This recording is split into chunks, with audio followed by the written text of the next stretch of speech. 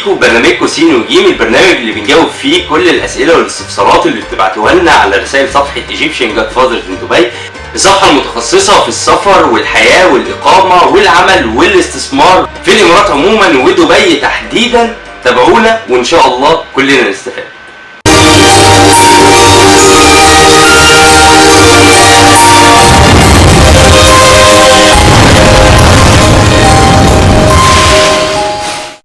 سؤالنا النهارده من احمد عبد الفتاح.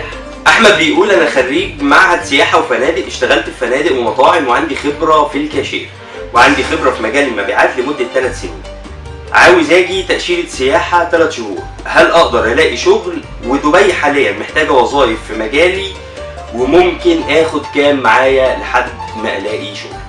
بص يا احمد، هل اقدر الاقي شغل؟ خلينا كلنا نتفق يا جماعه ان الارزاق على ربنا سبحانه وتعالى، احنا بناخد بالاسباب، بنعمل اللي علينا وربنا سبحانه وتعالى عليه التوفيق، وان شاء الله رب العالمين ان الله لا يضيع اجر من احسن عملا، دي في ثواب الدنيا. فان شاء الله رب العالمين لو انا نيتي لله خير وعاوز فعلا اكل عيش ومتوكل على الله وماشي طريق صح على خطوه ان شاء الله رب العالمين مظبوطه ومدروسه ومتوكل على الله، ان شاء الله رب العالمين عمره ابدا ما هيضيع مجهود. وحقيقي شفنا امثله كتير جدا فضلت مصره على حلمها لغايه ما ربنا سبحانه وتعالى كرمها ووفقها، وان شاء الله رب العالمين في اسال مجرب بنطلع نماذج كتير من الشباب اللي بيحكوا لنا تجاربهم. تابعوها وان شاء الله برضه تستفيدوا. خلينا نتكلم دلوقتي في ان احمد مجالاته متنوعه، هو اشتغل في مجال الفنادق واشتغل في مجال المطاعم وعنده خبره في الكاشير ومجال المبيعات. بص يا احمد، بالنسبه للكاشير فانت شغلك موجود في اي مكان، في اي نوع من انواع المنشآت اللي بتتعامل مع الجمهور في دفع الفلوس، فمعنى كده ان الفرصه ان شاء الله رب العالمين متوفره وموجوده، ولكن في منافسه قويه جدا عليها من بعض الجنسيات اللي تكلفتها على المنشآت بتكون قليله شويه، فمرتباتها في اغلب الاحيان ما بتكونش المرتب اللي مستاهل ان انت تسافر علشان تبتدي تشتغل فيه، ولكن هو موجود.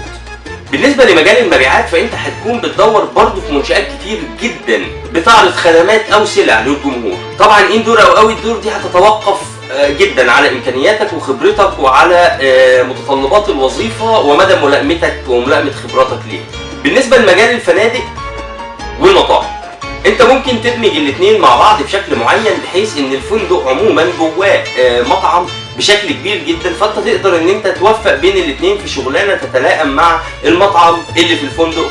طبعا بتختلف الفنادق على حسب الستارز بتاعتها، ودي طبعا انت اكيد فاهم الكلام ده كويس، واي حد شغال في مجال الفنادق هو مدرك تماما. ولكن انا عايز اقول لك ان مجال الفنادق في دبي هو مجال مفتوح جدا، لان خلينا نقول ان دبي فيها ما لا يقل عن 800 فندق، فاكيد ان شاء الله رب العالمين في شغل طبعا متوفر، ولكن بتتوقف على المنافسه.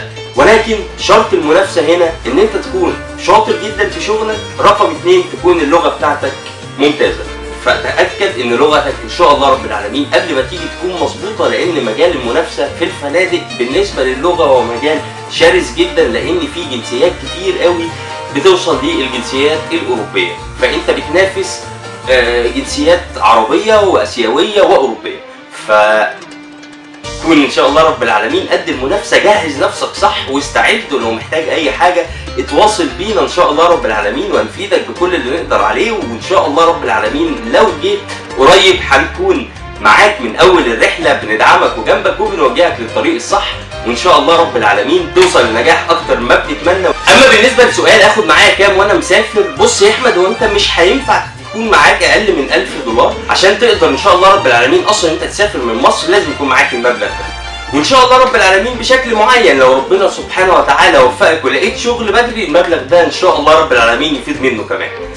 اما اذا الامور اخرت شويه فهو بالكاد هيكفي، ولكن ان شاء الله رب العالمين احنا بنحاول ان احنا نجهز باكج كامله للسفر بامر الله لكل اخواتنا اللي حابين يكونوا جنبنا ونكون جنبهم ان شاء الله رب العالمين بتكلفه ان شاء الله رب العالمين اقل من اقل تكلفه متعارف عليها، وان شاء الله الباكج هتكون فيها سفر ان شاء الله رب العالمين، فيها الفيزا، فيها سكن بامر الله يا رب، فيها السي في، فيها الانترفيو سكيلز، فيها كورس انجليش مكثف، فيها الطريق الصح ان شاء الله رب العالمين ازاي هتدور على شغل، بلانك هتكون عامله ازاي، فيها توجيه وارشاد، وان شاء الله رب العالمين هنكون جنب بعض لغايه ما بامر الله يا رب توصل لهدفك ان شاء الله رب العالمين.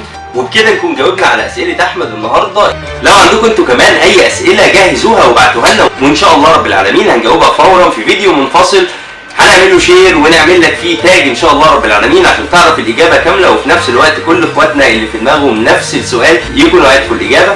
ما تنسوش تعملوا لايك للبيج وسبسكرايب لقناه اليوتيوب وتشغلوا جرس الاشعارات عشان توصل لكم كل الحلقات الجديده، وان شاء الله رب العالمين كلنا نستفيد ونوصل لنجاح اكتر ما بنتمنى، ونبقى كلنا جيم تشينجرز مصريون يغيرون قواعد اللعبه. والسلام عليكم ورحمه الله وبركاته.